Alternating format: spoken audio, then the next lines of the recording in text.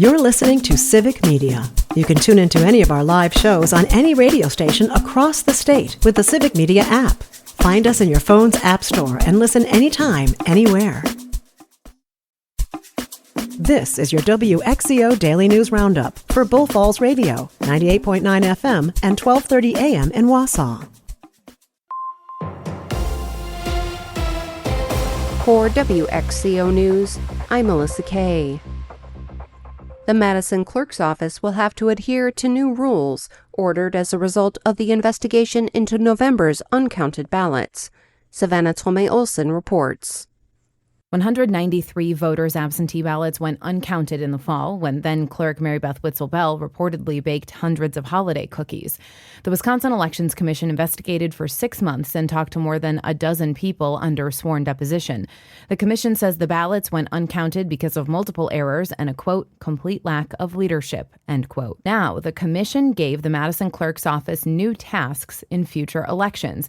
That includes updating absentee ballot processes so they don't get lost, not printing poll books until the Thursday before an election at the very earliest, writing out which staffer is responsible for tasks that are required by state law, and doing a full inspection after an election and before the Board of Canvassers certifies the results. City Attorney Mike Haas is currently the interim clerk. He was once the administrator of the Wisconsin Elections Commission. He pushed back against these requirements, saying the city has already implemented changes that worked in the spring, and it's not fair for the Elections Commission to require this from Madison, but no other communities. Commissioner Don Millis. We're not imposing that on every community. We're imposing it on Madison because they're the ones who didn't count the ballots.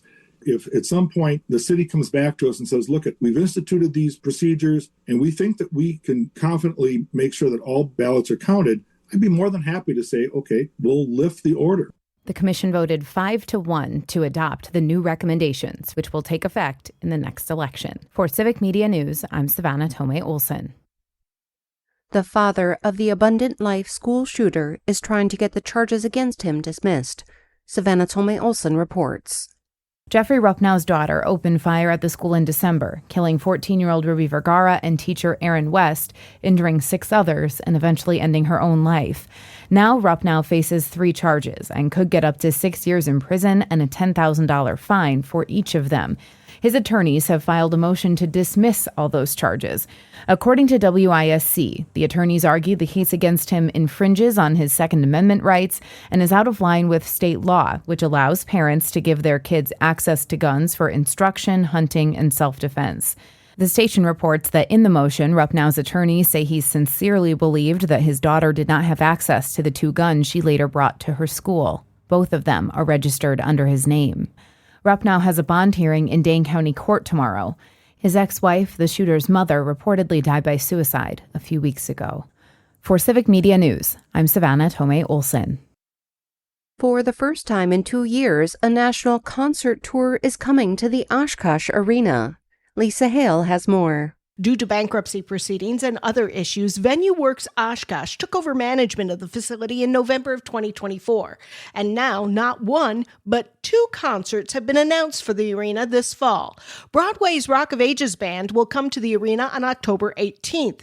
Then on November 8th, Kansas and Blue Oyster Cult will perform at the arena. Tickets are on sale now for Broadway's Rock of Ages and will go on sale 10 o'clock Friday for Kansas and Blue Oyster Cult.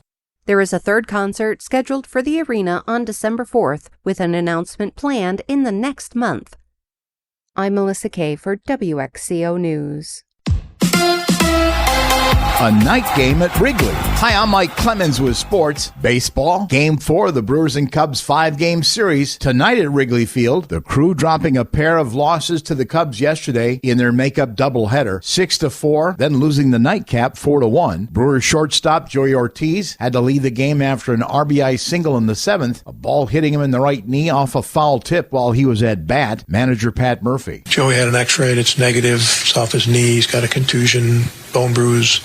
that bone bruise is pretty painful, so we'll manage that if we can. Cubs manager Craig Counsell on back-to-back wins over the Brewers in just one day, getting contributions from just about everyone. We need the roster to win. We need the whole roster to win. A bunch of guys today, it felt like a lot of guys did something today, and that's why you walk away with 2 wins. NFL, the Packers have today off before their joint practice session with the Seahawks tomorrow morning at 10:30 with Sports on Mike Clemens.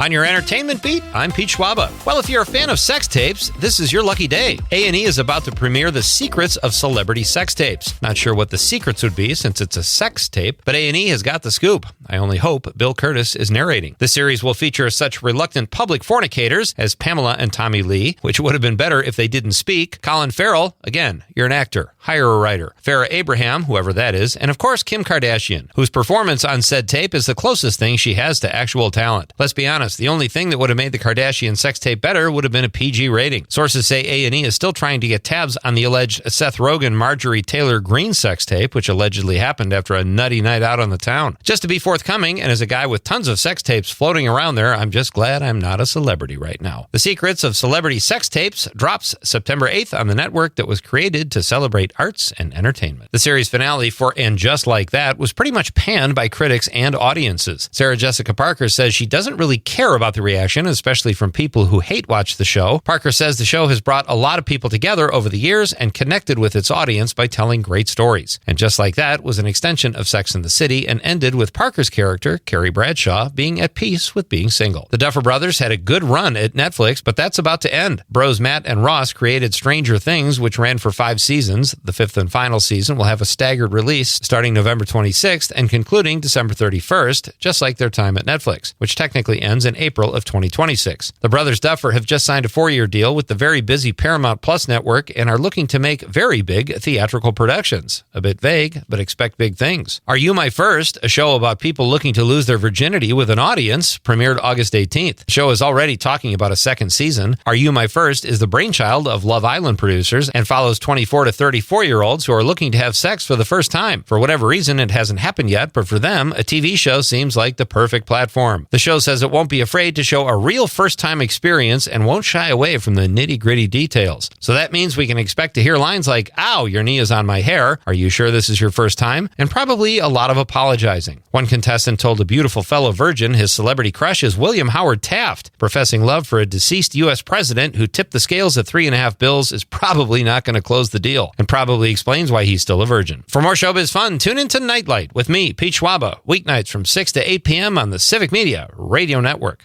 Plenty of sunshine today. We'll get to right around 77 for a high this afternoon. Tonight, more patchy fog with a low dropping to around 55. And then tomorrow, more sunshine with a high in the upper 70s to near 80. I'm meteorologist Sean Cable. Currently, it is 66. That's your WXCO Daily News Roundup from Civic Media. Subscribe to this podcast on Spotify, Apple, or wherever you find your podcasts. Find more news at bullfallsradio.com.